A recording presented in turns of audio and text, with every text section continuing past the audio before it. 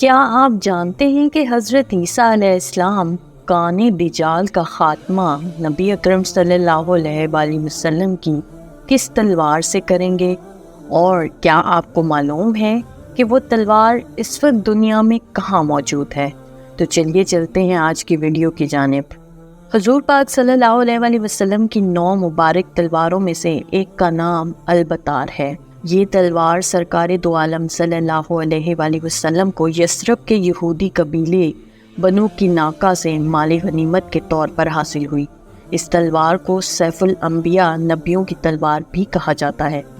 اس تلوار پر حضرت داؤد علیہ السلام، سلیمان علیہ السلام، ہارون علیہ السلام، یسع علیہ السلام، زکریا علیہ السلام، یحییٰ علیہ السلام، عیسیٰ علیہ السلام اور محمد صلی اللہ علیہ وآلہ وسلم کے اسماء مبارک کندہ ہیں۔ یہ تلوار حضرت داؤد علیہ السلام کو اس وقت مال غنیمت کے طور پر حاصل ہوئی جب ان کی عمر 20 سال سے بھی کم تھی۔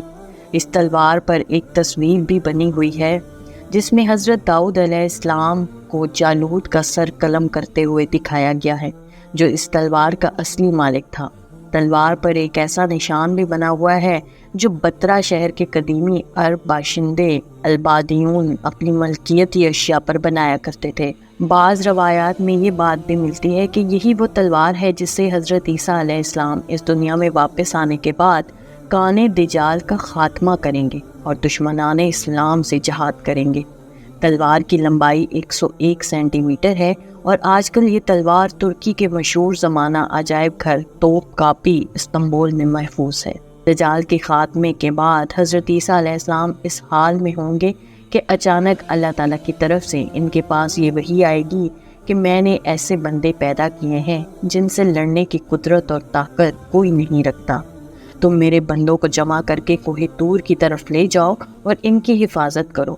پھر اللہ تعالیٰ یاجوج اور ماجوج کو ظاہر کرے گا جو ہر بلند زمین کو پھلانگتے ہوئے اتریں گے اور دوڑیں گے۔ ان کی تعداد اتنی زیادہ ہوگی کہ جب ان کی سب سے پہلی جماعت بحر تبریہ سے گزرے گی تو اس کا سارا پانی پی جائے گی۔ پھر جب اس جماعت کے بعد آنے والی جماعت وہاں سے گزرے گی تو بحر تبریہ کو خالی دیکھ کر کہے گی کہ اس میں بھی کبھی پانی تھا۔ اس کے بعد یاجوج ماجوج آگے بڑھیں گے یہاں تک کہ جبل خمر تک پہنچ جائیں گے جو بیت المقدس کا ایک پہاڑ ہے، اور ظلم و غارت گری، اذیت اور لوگوں کو پکڑنے قید کرنے میں مشغول ہو جائیں گے، اور پھر کہیں گے کہ ہم نے زمین والوں کی ختم کر دیا، چلو آسمان والوں کا خاتمہ بھی کر دیں۔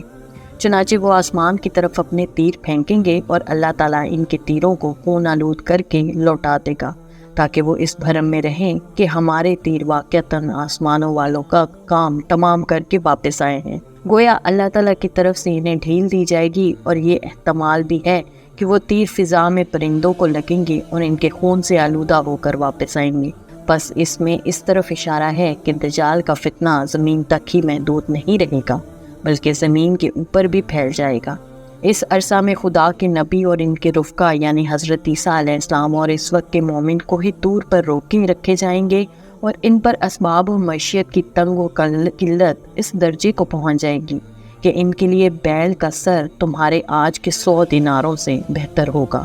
جب یہ حالت ہو جائے گی تو اللہ کے نبی حضرت عیسیٰ علیہ السلام اور ان کے ساتھی یاجوج ماجوج کی ہلاکت کے لیے دعا کریں گے۔ پس اللہ تعالیٰ ان کی گردنوں میں نغف پڑنے یعنی کیڑے پڑ جانے کی بیماری بھیجے گا، جس سے وہ سب لوگ یک بارگی اس طرح مر جائیں گے جس طرح ایک شخص مر جاتا ہے۔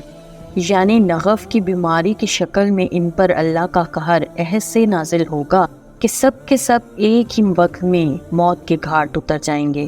اللہ کے نبی اور ان کے ساتھی اس بات سے آگاہ ہو کر پہاڑ سے نیچے اتر آئیں گے، اور انہیں زمین پر ایک بالشت کا ٹکڑا بھی ایسا نہیں ملے گا جس میں سے یاجوج اور ماجوج کی بدبو نہ آ رہی ہو۔ اس مصیبت کے دفع کے لیے حضرت عیسیٰ علیہ السلام اللہ تعالیٰ سے دعا کریں گے۔ تب اللہ تعالیٰ ایک اونٹ کی گردن کی طرح لمبی گردنوں والے پرندے زمین پر بھیجیں گے جو یاجوج اور ماجوج کی لاشوں کو اٹھا کر جہاں اللہ پاک کا حکم ہوگا وہاں پھینک دیں گے۔ ایک اور روایت کے مطابق یہ پرندے ان لاشوں کو اٹھا کر فہبل میں ڈال دیں گے۔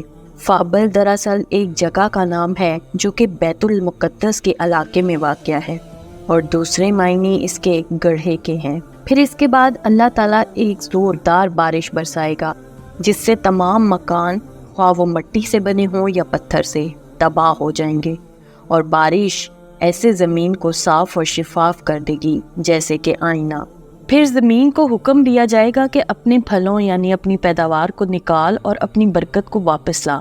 چنانچہ زمین کی پیداوار اس وقت اس قدر بابرکت اور با افراد ہو جائے گی کہ 10 سے لے کر 40 آدمیوں تک کی پوری جماعت ایک انار کے پھل سے سیراب ہو جائے گی، اور اس انار کے چھلکے سے لوگ سایہ حاصل کریں گے۔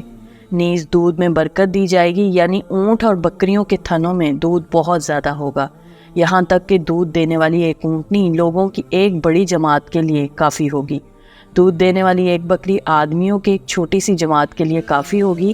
بہرحال لوگ اس طرح کی خوشحال اور امن اور چین کی زندگی گزار رہے ہوں گے کہ اللہ تعالیٰ ایک خوشبودار ہوا بھیجے گا جو ان کی بغل کے نیچے حصے کو پکڑے گی، یعنی اس ہوا کی وجہ سے ان کی بغلوں میں درد پیدا ہوگا، اور پھر وہ ہوا ہر مومن اور ہر مسلمان کی روح قبض کر لے گی، اور صرف بدکار اور شریر لوگ دنیا میں باقی رہ جائیں گے جو آپس میں گدھوں کی طرح مختلف ہو جائیں گے، اور انہی لوگوں پر قیامت ہوگی۔